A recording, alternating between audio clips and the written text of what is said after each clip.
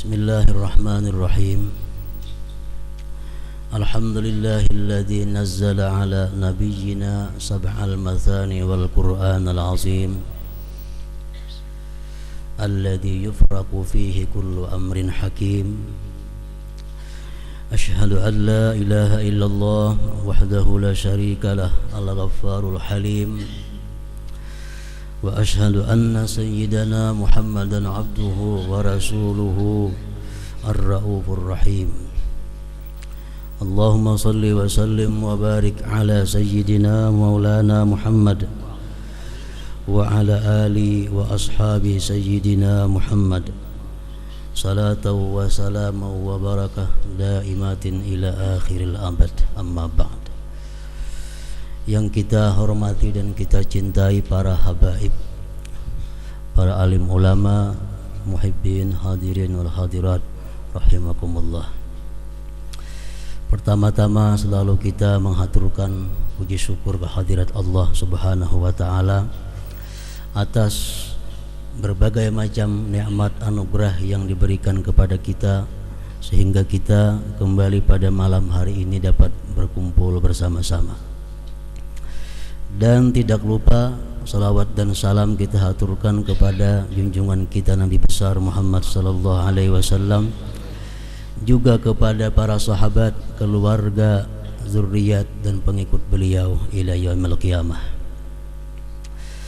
Para muhibbin rahimakumullah, firman Allah Subhanahu wa taala di dalam kitab suci Al-Qur'an. A'udzu billahi minasyaitonir rajim. Inna anzalnahu fi lailatul qadr. Terjemahannya adalah sesungguhnya kami menurunkan Al-Qur'an itu pada malam yang agung, pada malam yang mulia atau Lailatul Qadar. Ibnu Abbas radhiyallahu anhu, salah seorang pemuka ulama mufassirin, mengatakan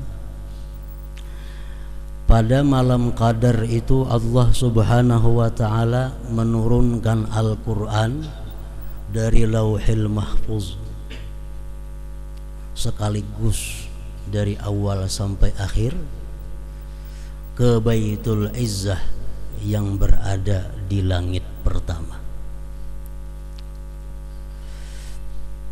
Kemudian dari Baitul Izzah sampai kepada junjungan kita Nabi besar Muhammad sallallahu alaihi wasallam, Al-Qur'anul Karim diturunkan secara bertahap selama kurun waktu kurang lebih 23 tahun. Ada yang diturunkan sewaktu beliau berada di Makkah, maka dinamakan ayat itu namanya ayat Makkiyah. Dan ada pula wahyu yang diturunkan pada waktu beliau berada di Madinah, maka namanya pun ayat itu ayat Madaniyah. Nah, para muhibbin rahimakumullah, pada masa Rasulullah sallallahu alaihi wasallam masih hidup di alam panah ini, Al-Qur'an itu belum dibukukan seperti sekarang ini. Jadi ngaran Al-Qur'an itu mana kitabnya belum ada. Al-Qur'an pada waktu hidup Rasulullah itu masih berada di dalam hafalan-hafalan para sahabat yang hafal. Ada sebagian ditulis di batu-batuan, ada ditulis di daun-daunan, ada ditulis di kulit-kulit kambing yang dikeringkan atau kulit unta. Sampai akhirnya Rasulullah wafat meninggalkan para sahabat, Al-Qur'an itu masih belum ada wujudnya. Setelah Abu Bakar Siddiq radhiyallahu an menjadi khalifah, beliau berpikir, artinya kalau Al-Qur'an ini kada dikumpulkan, kada dijilid menjadi satu, ini nantinya akan menyulitkan generasi-generasi yang akan datang. Siapa tahu nantinya yang hafal-hafal Quran itu wafat, generasi berikutnya kada hafal lagi, akhirnya Quran bisa hilang. Nah, beliau Abu Bakar Siddiq itu berinisiatif dan bersama-sama Sayyidina Umar bin Khattab radhiyallahu an, beliau menyuruh salah seorang sahabat yang bernama Zaid bin Thabit untuk mengumpulkan Al-Quran. Nah, jadi Zaid bin Thabit inilah orang yang pertama yang mengumpulkan Al-Quran, mencatat Al-Quran dari hafalan-hafalan yang ada di dalam dada para sahabat sampai Al-Quran yang bertebaran di daun-daunan, di batu-batuan dikumpulkan oleh Zaid bin Thabit ini menjadi satu biji Al-Quran. Para muhibbin rahimakumullah, setelah Abu Bakar ini wafat, Khalifah Umar bin Khattab yang kedua, Al-Quran masih demikian adanya. Kemudian pada masa Khalifah Utsman bin Affan radhiyallahu an, Utsman berinisiatif untuk menyusun kembali Al-Quran yang dihimpunkan oleh Zaid bin Thabit itu, disusun surah-surahnya sesuai dengan apa yang diterangkan oleh Rasulullah semasa beliau masih hidup. Jadi Zaid bin Thabit ini menyusun Quran, menyusun mintu aja, surahnya kada bersusun, kada beratur, cuma lengkap sebiji Al-Quran. Utsman bin Affan lah yang menyusun Al-Quran itu sesuai dengan petunjuk Rasulullah semasa beliau hidup, disusun surah-surahnya sedemikian rupa, mulai dari Al-Fatihah yang pertama, kemudian Al-Baqarah, Ali Imran, An-Nisa sampai seterusnya. Itu merupakan jasanya daripada Khalifah yang ketiga Utsman bin Affan radhiyallahu anhu. Sayyidina Ali pernah berkata, setiap kita membaca Al-Quran itu Abu Bakar Siddiq dapat satu pahala. Setiap umat muslim sampai hari kiamat membaca Al-Quran itu Abu Bakar Siddiq dapat pahala. Kenapa sebabnya? Karena beliaulah orang yang pertama yang punya gagasan untuk menghimpunkan Al-Quran itu. Pada masa Utsman bin Affan, kemudian masa Khalifah Imam Ali bin Abi Thalib karramallahu wajhah, kemudian Imam Hasan bin Ali bin Abi Thalib, kemudian Khalifah Muawiyah, Yazid dan Muawiyah sampai seterusnya, Al-Quran sudah disusun surahnya namun belum diberi titik dan belum diberi baris. Jadi kada bertitik dan kada berbaris, sehingga orang nang kada mengaji kada kau membaca Al-Quran. Sebabnya kada ada titiknya. Apakah huruf ta kah ini? Apakah huruf sa? Apakah huruf ba? Kada tahu. Sama bentuknya macam jukung. Nah, jadi mesti orang dahulu belajar Al-Quran talaki, artinya langsung berguru. Berguru, dibacakan Quran, dijaga. Nah, kalau membaca seorang kada bisa karena titiknya belum ada, barisnya belum ada. Nah, kemudian menurut sebagian ahli sejarah mengatakan pada masa Khalifah Abdul Malik bin Marwan, ini khalifah yang ke-10 sesudah Rasulullah sallallahu alaihi wasallam, pada tahun 80 Hijriah sekitar itu, Abdul Malik bin Marwan ini berinisiatif menyuruh para ulama waktu itu untuk memberikan titik-titik pada Al-Quran sekaligus baris-barisnya. Salah satu ulama yang beliau perintahkan untuk mengerjakan itu adalah yang disebut dengan Syekh Yahya bin Ya'mur.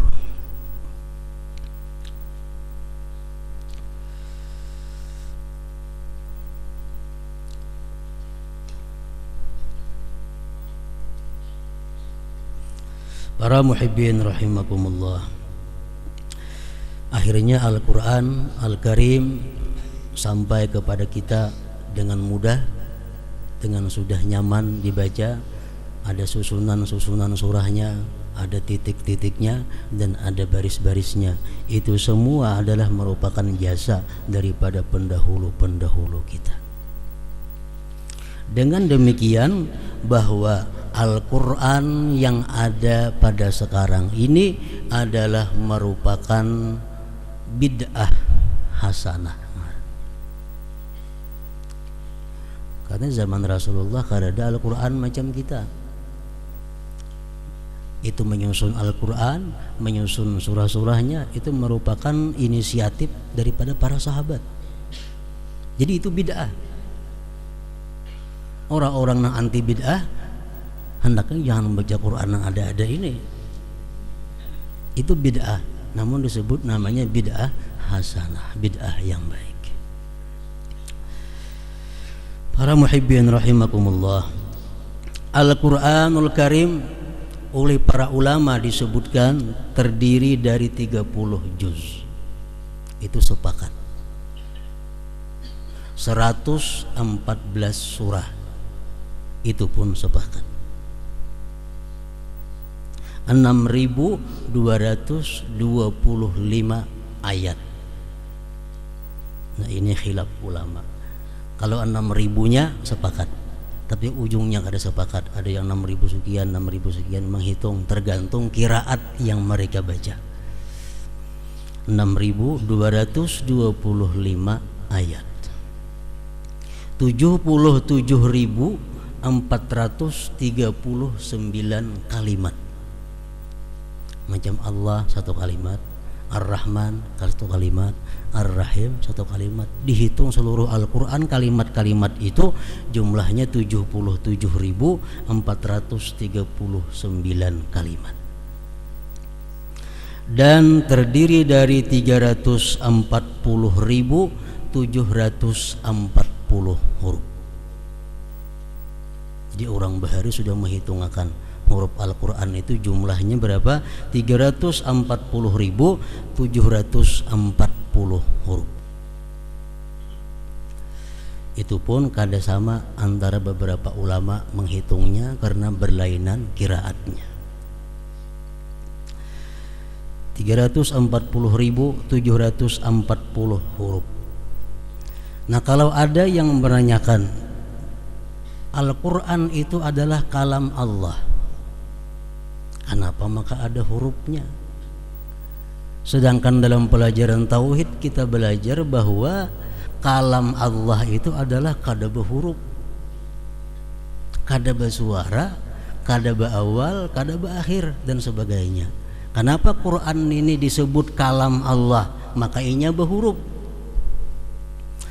Nah, itu dijawab oleh para ulama dahulu bahwa adalah Quran yang berhuruf ini menunjukkan kepada sesuatu yang sama dengan yang ditunjukkan oleh kalam Allah yang kadim pada zatnya. Jadi kalam Allah nang kada berhuruf, kada bersuara itu menunjukkan kepada sesuatu yang sama persis dengan yang ditunjukkan oleh Quran yang ada pada sekarang ini. Makanya Quran yang ini disebut juga kalamullah subhanahu wa ta'ala. Jadi kalam Allah subhanahu wa ta'ala yang kadim itu, yang berdiri pada zatnya itu menunjukkan kepada sesuatu. Quran yang di wadah kita ini pun menunjukkan kepada sesuatu yang sama itu. Nah, sehingga disebut Quran ini adalah kalam Allah subhanahu wa ta'ala. Para muhibbin rahimakumullah, surat yang pertama di dalam Al-Quranul Karim adalah kita kenal semuanya sudah, surat Al-Fatihah.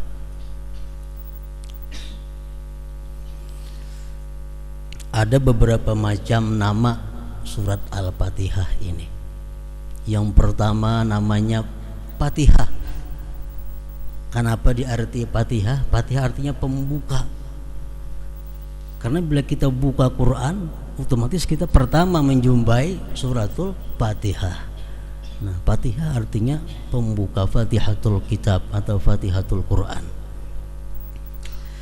Yang kedua, Fatihah itu bisa dinamakan juga dengan Ummul Quran. Nah, biasa kita sebut membacakan Ummul Quran ya pertoko rajin ada kalau marilah bersama-sama kita membacakan Ummul Quran. Nah, surat Al-Fatihah. Al-Fatihah disebut Ummul Quran, artinya ibu Al-Quran atau induk Al-Quran.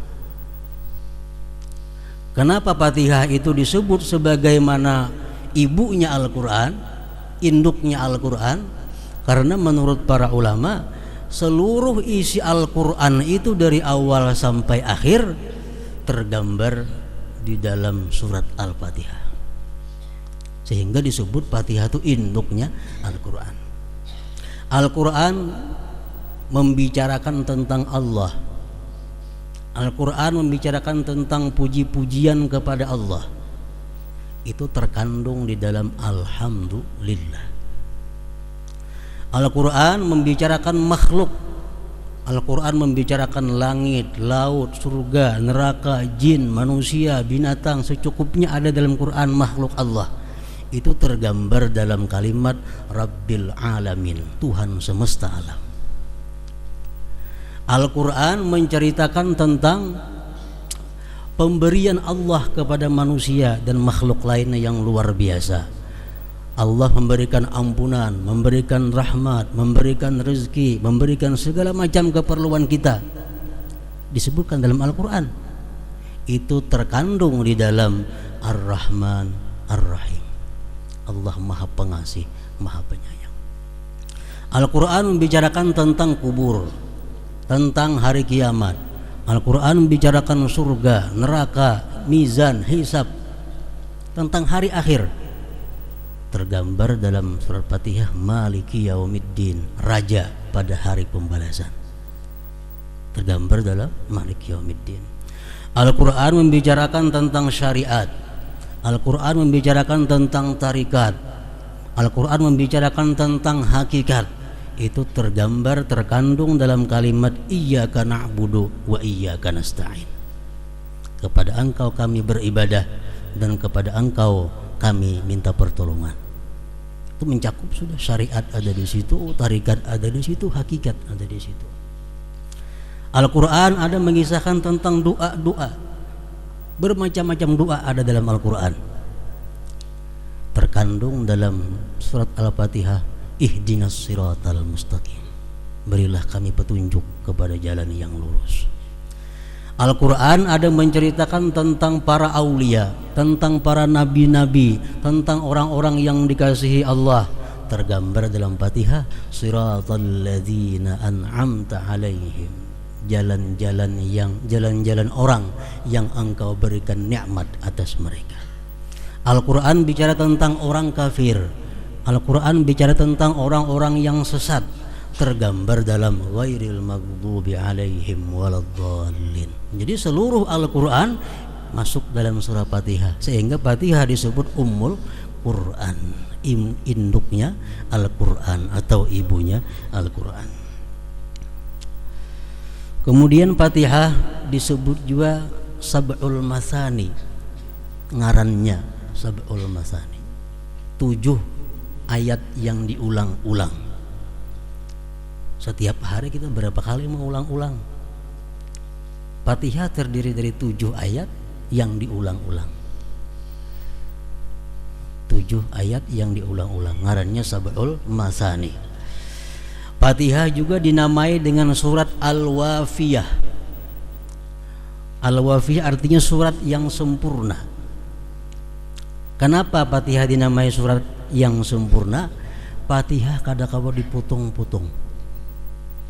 Bila kita baca Fatihah sekaligus Fatihah dalam sembahyang, kalau kita rakaat pertama ingat iyyaka na'budu wa iyyaka nasta'in, kena sambung rakaat kedua ihdinas siratal mustaqim, maulah kada mau. Lain surah nang lain kawa diputung-putung. Surah lain kita sampai kita barak ingat sini, kini rakaat kedua sambung, kada jadi masalah. Kalau Fatihah mesti sempurna kita membaca dari awal sampai akhir. Fatihah dinamakan juga surat Al-Kafiyah, artinya surat yang cukup. Maksudnya apa? Kalau kita sembahyang kita membaca Fatihah cukup. Tapi kalau kita baca surah lain kada cukup. Nah makanya Fatihah pun disebut juga surat Al-Kafiyah. Al-Fatihah disebut juga dengan surat Asy-Syifa, surat penyembuh, tawar. Orang-orang yang sakit dibacakan Fatihah akan menyembuhkan, sekada-kadanya meringankan orang yang sakit. Itu surat Al-Fatihah. Bermacam-macam ngaran surat Fatihah banyak. Itu menunjukkan kemuliaan dan keagungan surat Al-Fatihah ini.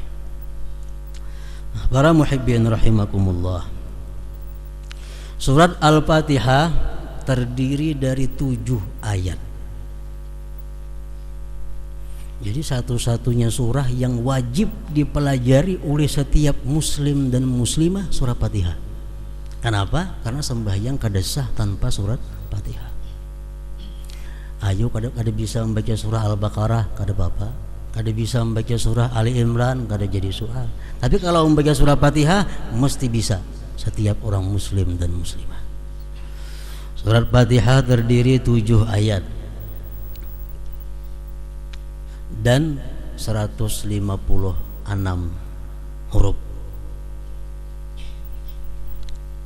Dihitung dengan tasdidnya, dihitung dengan ba'alif maliki yaumiddin 156. Ada yang menghitung 155 karena maliknya kada panjang. Maliki yaumiddin itu boleh 2.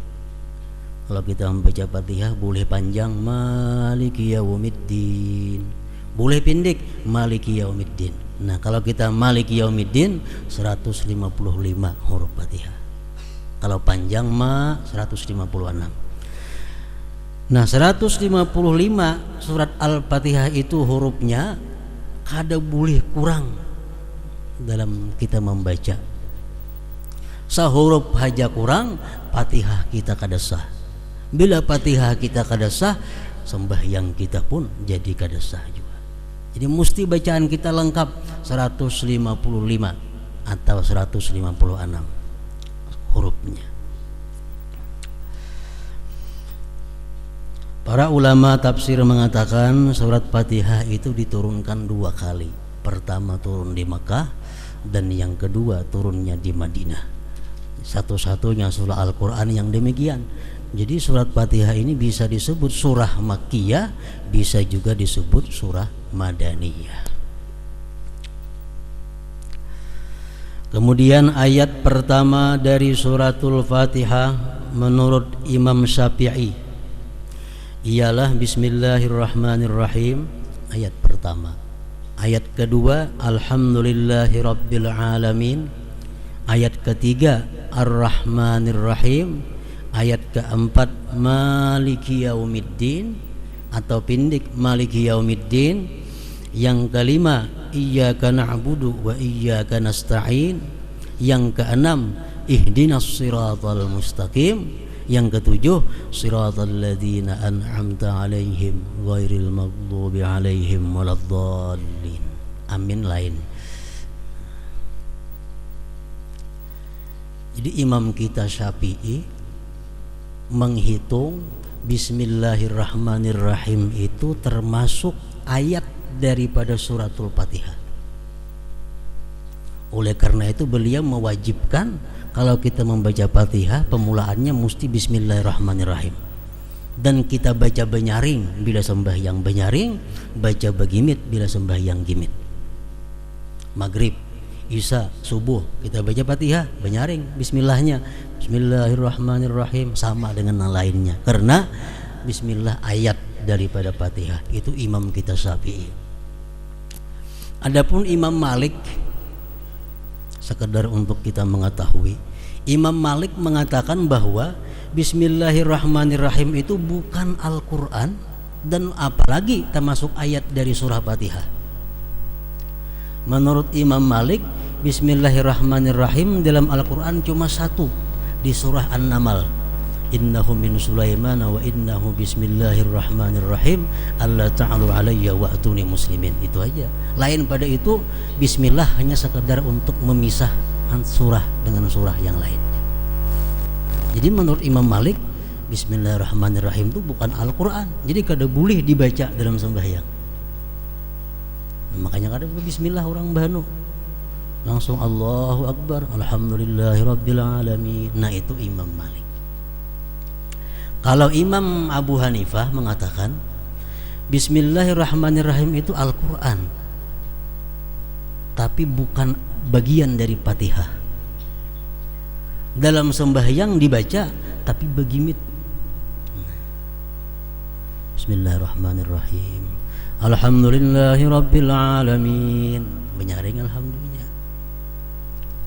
Bukan ayat dari Fatihah, tapi Al-Quran juga bukan ayat dari Fatihah, dibaca begimit. Kalau mazhab Hambali mengatakan bahwa Bismillahirrahmanirrahim itu ayat daripada Fatihah juga, tapi dibaca begimit. Alhamdulillah mulai menyaring. Nah, kalau kita keluar negeri misal, kita melihat mendengar imam macam itu, mungkin berlainan mazhab dengan mazhab kita. Nah, jadi masalah kayak apa andai kata kita mau ikut imam, nah imamnya kata bismillah. Misalnya kita berjalan ke daerah mana nang orangnya itu mazhab Malik. Mazhab Malik kada memberiakan membuat bismillah karena itu bukan Quran. Jadi kalau imamnya ini orang mazhab Maliki, Allahu Akbar, alhamdulillahirabbil alamin. Nah, kita di belakang kayak apa mazhab Syafi'i? Boleh kada mau ikut itu? Pendapat yang mu'tamad dari golongan ulama-ulama Syafi'iyah mengatakan pendapat yang mu'tamad adalah kalau kita mengikut orang itu kita tidak sah sembahyangnya. Kenapa? Karena Fatihahnya kurang seayat. Kada bismillah. Pendapat yang kedua dari mazhab kita Syafi'i mengatakan kita sah aja mengikut orang yang sembahyang meninggal bismillah itu. Nah, terserah aja lagi. Kita ke Makkah misal, kita kadang-kadang mendengar imam tuh bismillah, kadang timu alhamdulillah aja. Nah, kada usah kita basing sembahyang, biarlah umat berjamaah, sebab ada aja ulama yang membolehkan demikian itu. Para muhibbin rahimakumullah.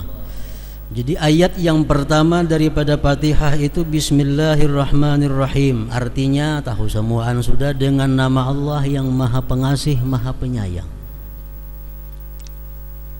Dalam kitab Nahwu, setiap kali huruf jar bi itu mesti ada ta'alluqnya, hubungannya dengan nama Allah yang Maha Pengasih lagi Penyayang. Aqra'u, aku membaca. Atau dengan nama Allah yang Maha Pengasih lagi Penyayang, abtadi'u, aku mulai. Kalau kita hendak makan, Bismillahirrahmanirrahim, dengan nama Allah yang Maha Pengasih Maha Penyayang, aku makan. Kalau kita hendak minum, Bismillahirrahmanirrahim, asyrabu, dengan nama Allah Maha Pengasih Maha Penyayang, aku minum. Nah, jadi ada kalimat yang dibuang. Jadi waktu kita membaca Bismillahirrahmanirrahim, dalam hati kita dengan nama Allah yang Maha Pengasih, Aqra'u, aku membaca ini kalam Allah Subhanahu wa ta'ala. Artinya kita ini bisa membaca, kita ini bisa berdiri, kita ini bisa sembahyang dengan nama Allah yang Maha Pengasih lagi Maha Penyayang. Nah, itu Bismillahirrahmanirrahim. Mengenai Bismillahirrahmanirrahim ini banyak sabda-sabda Rasulullah yang menerangkan tentang Bismillahirrahmanirrahim, mulai dari hadis yang kualitasnya sahih sampai yang dhaif. Rasul bersabda, kullu amrin dzibalin la yubda'u fihi bi bismillahirrahmanirrahim fahuwa abtar. Tiap-tiap sesuatu perkara yang mulia yang tidak dimulai dengan bismillahirrahmanirrahim, maka perkara itu akan kurang berkah. Kita makan, kita kada bismillah, makanan kita kurang berkah. Kita minum, kita kada bismillahirrahmanirrahim, minuman kita kurang berkah. Tiap-tiap perkara yang mulia yang tidak dimulai dengan bismillahirrahmanirrahim, maka itu kurang berkahnya, kurang kebaikannya artinya.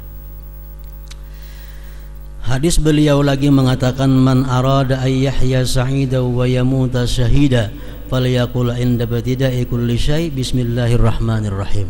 Siapa yang hidupnya beruntung, siapa yang ingin hidup beruntung, ingin mati digulungkan dengan syuhada, orang-orang yang syahid fisabilillah, maka hendaklah dia mengata tiap-tiap kali memulai sesuatu yang baik dengan bismillahirrahmanirrahim.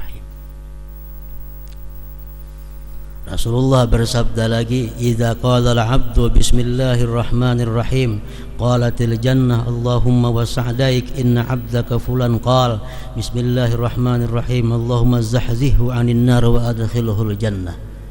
Bila kita mengucap bismillahirrahmanirrahim, surga berkata, ujar surga, "Wahai Tuhan, hamba Engkau Fulan bin Fulan mengucap bismillahirrahmanirrahim.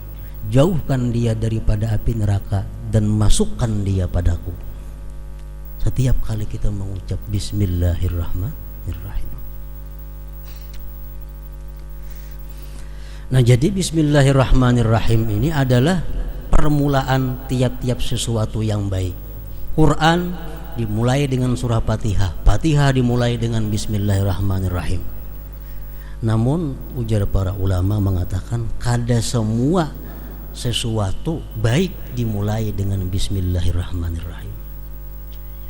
Jadi kita mesti belajar juga, karena ada hal-hal yang di situ kita kada baik membaca bismillahirrahmanirrahim.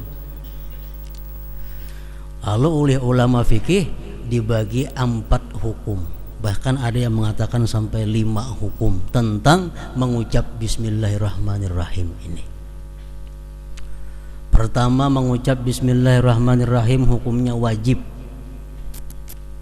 ketika sembahyang. Membaca surat Fatihah ada bismillahirrahmanirrahim, itu wajib. Yang kedua, membaca bismillahirrahmanirrahim sunat ketika kita hendak berwudu, hendak mandi, hendak makan, hendak minum, bismillahirrahmanirrahim, itu sunat. Ada lagi hukumnya membaca bismillahirrahmanirrahim itu makruh. Nah, baca bismillah makruh. Contohnya kayak apa? Oleh ulama fikih dicontohkan seperti orang yang hendak melihati kemaluannya sendiri. Hendak melihati kemaluan, bismillahirrahmanirrahim. Nah, makruh itu. Makruh. Kenapa? Karena itu ada perkara yang mulia. Kullu dzibalin, bukan. Ada lagi membaca bismillahirrahmanirrahim itu hukumnya haram. Seperti orang yang ingin melakukan zina, seperti orang yang ingin minum arak bismillah umpamanya, nah, seperti orang yang ingin mencuri dan sebagainya, hal-hal yang diharamkan, hal-hal yang maksiat bila dimulai dengan bismillah menambahi dosanya. Karena mengucap bismillah pada waktu itu adalah hukumnya haram. Jadi ada 4 hukum. Membaca bismillahirrahmanirrahim itu ada yang wajib, ada yang sunat, ada yang makruh, ada yang haram. Menurut satu pendapat lagi ini dhaif, ada juga boleh, mubah. Membaca bismillah itu mubah. Seperti kita nak mencelup sandal, bismillahirrahmanirrahim. Nah, itu boleh aja, tapi kada disunatkan, kada disuruh. Nah, bismillahirrahmanirrahim ini apabila dalam keadaan tertentu itu bisa dirubah ar-rahmanir-rahimnya, bismillahnya tetap menyesuaikan dengan keadaan yang dihadapi oleh kita. Kita hendak masuk ke dalam jamban, ampih bismillahirrahmanirrahim. Apa bacaannya? Bismillah, Allahumma inni a'udzubika minal khubusi wal khaba'is. Jangan bismillahirrahmanirrahim, karena sunnah mengatakan demikian. Bismillah, Allahumma inni a'udzubika, ya Allah aku berlindung dengan Engkau, minal khubusi wal khaba'is, dari sitan laki-laki dan sitan-sitan perempuan. Hanya kita masuk ke dalam jamban, bismillah. Apa gunanya kita mengucap bismillah itu hendak masuk ke dalam jamban? Imam Ali bin Abi Thalib karramallahu wajhah mengatakan, pendinding antara syaitan jin dengan aurat kita adalah bismillah itu.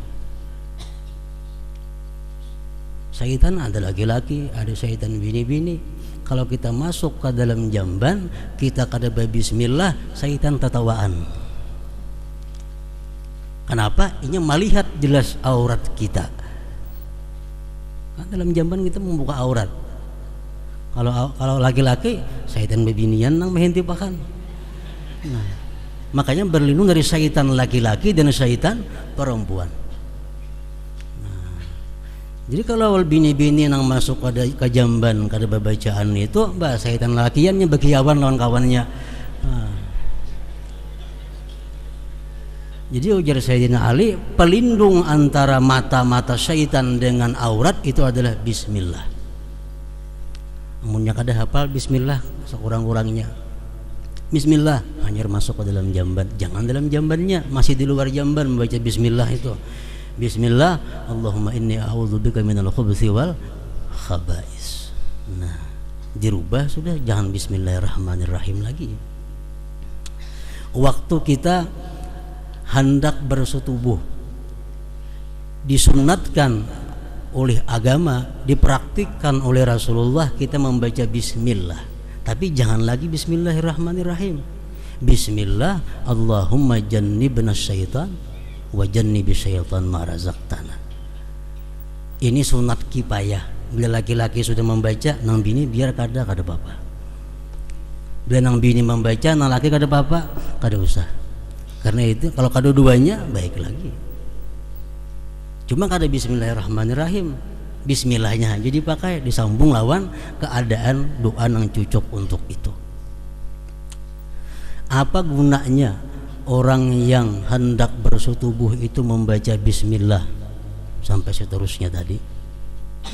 Hadis Rasulullah mengatakan yang ditafsirkan oleh para ulama, pertama gunanya, kalau orang bersetubuh itu membaca bismillah sampai habis tadi, dia terhindar daripada syaitan.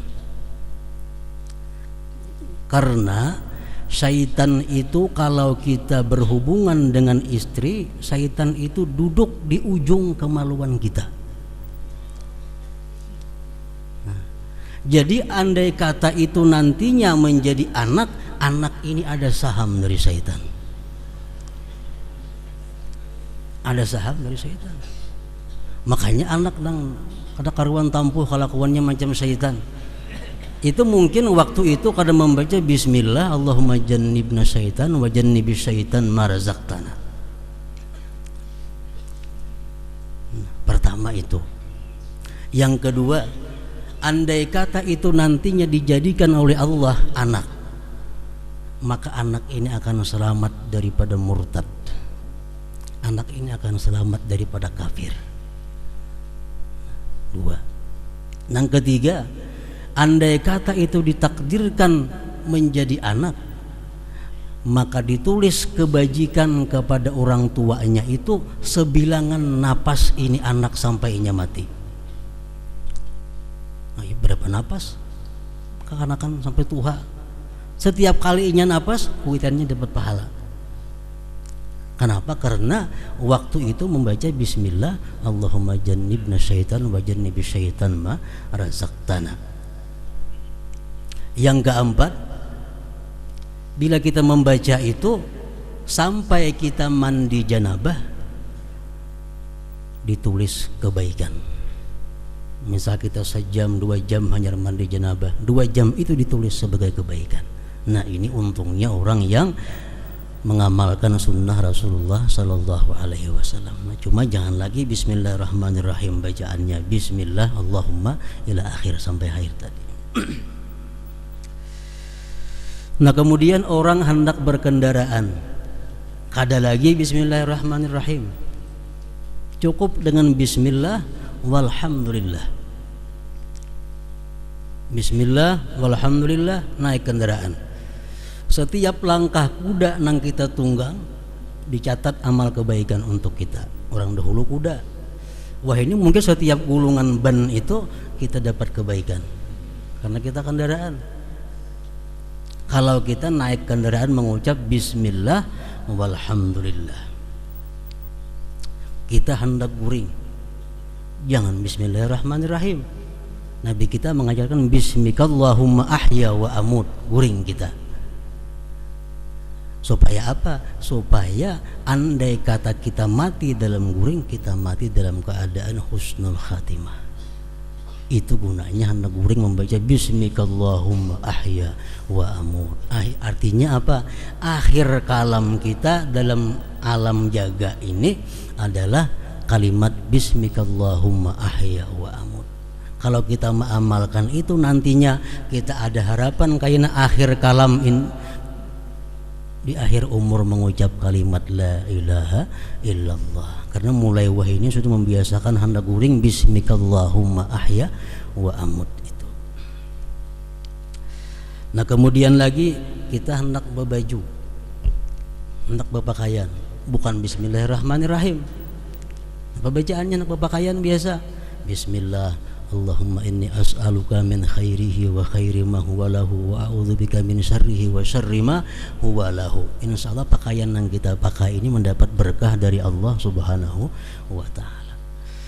Nah, jadi berbagai macam hadis yang menyebutkan tentang keutamaan bismillah itu. Selengkapnya bismillahirrahmanirrahim. Nah, jadi dalam hal ini bahwasanya bismillahirrahmanirrahim itu merupakan satu ayat daripada 7 ayat surat Fatihah. Ketinggalan sehuruf aja Fatihah kita kada sah. Bila Fatihah kada sah, otomatis sembahyang kita pun kada sah juga. Nah, selanjutnya ayat yang kedua daripada surat Al-Fatihah itu adalah alhamdulillahirabbil alamin. Insyaallah pada minggu yang akan datang.